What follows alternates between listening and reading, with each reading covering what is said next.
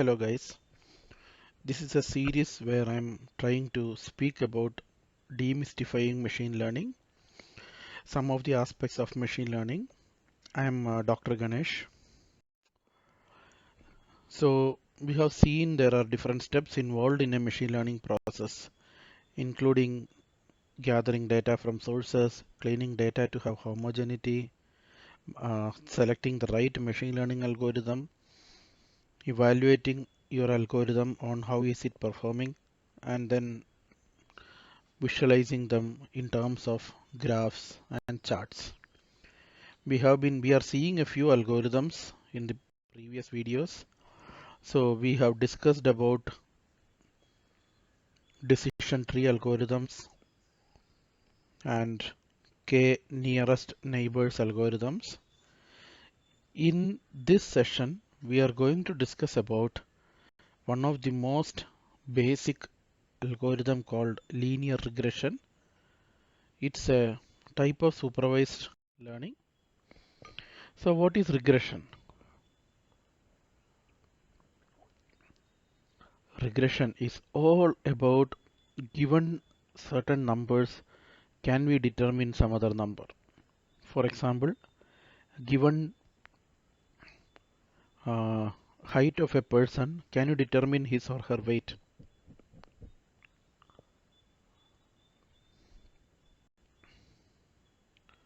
So you see here, you can literally determine anything in the world. See these cartoons.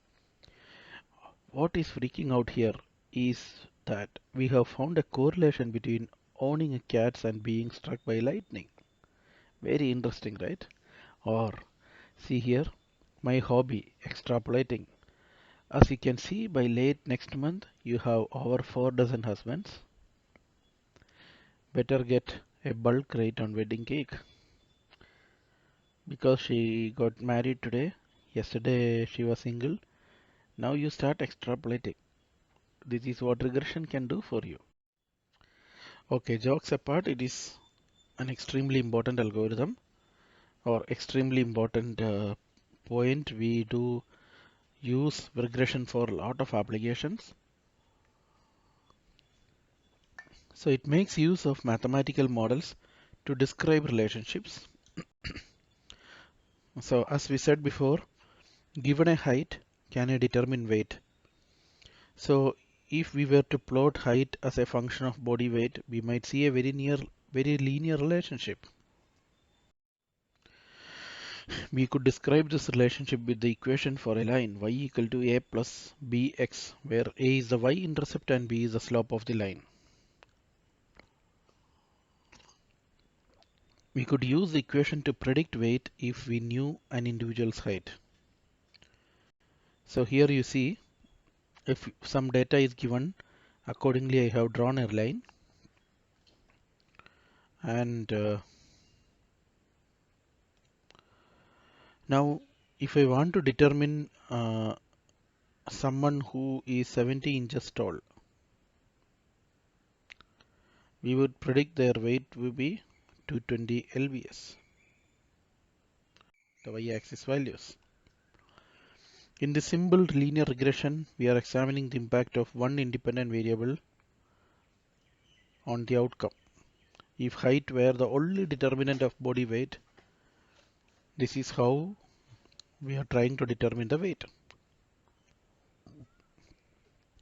However, if there were other factors, independent variables which are not depending upon height, that influenced body weight, for example, maybe age, calories intake, exercise level, then we may want, we might expect that the points for individual subjects would be more loosely scattered around the line because we have taken only height into account, but it actually depends on many other factors.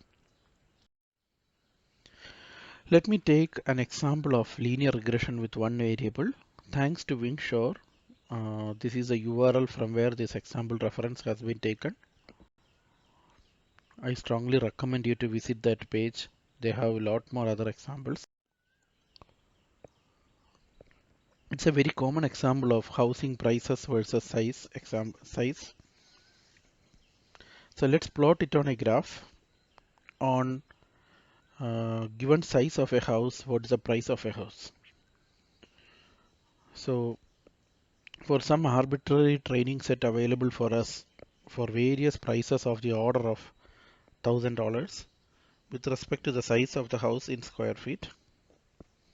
Here we see that the pricing of houses in Portland area in this example in thousands dollars on y-axis, whereas the area of the house is on x-axis.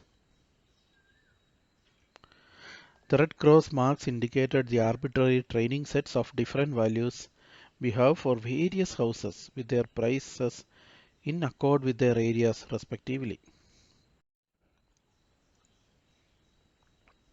Now, let's say you have a friend and he is about to sell his house. So let's assume that this house has an area of 1250 square feet. We need to predict the actual price. I guess you must be interested in getting the good nominal price, right? So to fit the data, we try to represent a model by simply drawing a straight line in order to find out what a good price your friend can sell his house. But you do notice this line is not perfect because of the scattering, and that potentially means it may not be a good example to determine price just by looking at the square feet area. There could have been many other factors like the street where that house is located, maybe the facilities inside the house like how many parking lots and things like that, which we have not considered, right? So regression is nothing but the training set is treated under the prominent learning algorithm and then it is passed through a parameter h, and the h will take size of house and give you estimated price, and h is called as hypothesis. So a hypothesis is defined as the function which gives the estimated value of y with respect to x. In our housing example,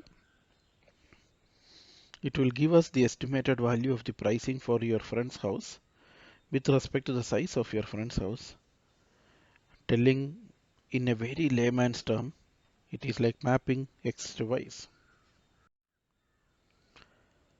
How to represent h?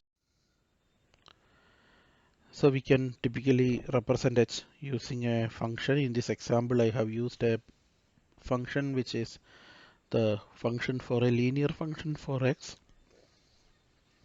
Due to the above equation, the name linear regression came for this particular algorithm. And this is called linear regression with one variable because you have one variable x to determine the outcome h of x. Now once you plot a line, you may want to measure how much it deviates from the actual value. And one such measure is called sum of squared error. Sum of squares is a statistical technique used in regression analysis to determine the dispersion of data points, and the goal is to determine how well a data series can be fitted to a function that might help to explain how the data series was generated. So it essentially is a mathematical way to find the function that best describes from the data. The formula to calculate sum of squares is sigma xi minus x bar the whole square, where xi is ith term in the set, x bar is mean of all the items, and then the deviation is xi minus x bar. The sum of squares give you how the deviation looks like. Is it nominal, is it big, small, etc. Or in other words, it is nothing but the actual output minus predicted output, the sum of square of the difference between these two. So you can see I can try to plot a line and determine sum of squares error, and a line that gives you the least error can be considered as the line for this particular input parameters. How do we calculate a least squares regression line? So given a set of plots in this example, I am taking a sample of how number of hours a particular student spent on writing an essay, and the grade he or she obtained. So you can see here someone who spent very less hours gets very low marks, and someone who spent a lot of hours gets a very good mark. Suppose we wanted to estimate a score for someone who had actually spent exactly 2.3 hours. We need to find the best fit line. So as we said before, we go through the process, and one way of finding the best fit line is to examine the impact of one or more independent variables on a dependent variable of interest. Linear regression, as we said before, is actually of the form of this equation y equal to a plus bx. In our example, y is a grade, a is intercept, b is a coefficient or slope, and x is time spent on essay. So by varying a and b, we determine what value of x gives you the best outcome for y. So the intercept is the essay grade we expect to get when the time spent on essay is 0. You can imagine you can jot down a few key bullet points while spending only a minute on an essay and still get a few points. So there could be some value of a, isn't it? So you may get a least grade that can be considered as a. Now, how do we form it? The least square regression equation is given here, b equal to sigma x minus x bar times y minus y bar divided by sigma of x minus x bar the whole square. So let me calculate that for a bunch of given values, the x minus x bar, the y minus y bar, and the product of them, and then we do the sigma as needed for the equation, and slotting this equation information from the above table into a calculator gives us how to calculate b, and you are getting a shiny new model which has the predictive power. So the final step here is to calculate the intercept, which we can do using initial regression equation. So we come back and fit your slope and determine a here. Now we have all information, a, slope, etc. Now for a new person who spend a few hours, say 2.35 hours, substitute and get how much he or she will score for y. It's as simple as. So now you are getting this. So we fit the line according to the slope and uh, intercept that we got.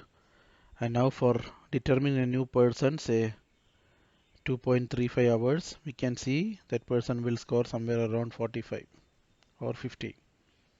So if a student spent, and there are some limitations, however. For example, if a student had spent 20 hours on an essay, their predicted score would be some 160 here. But it does not really make sense because your essay scoring is on a scale of 0 to 100. So it's always important to understand the realistic real-world limitations of a model, and that it is not being used to answer questions that is not suited for. So we will continue explore linear regression in some more videos. For now, thank you. Bye.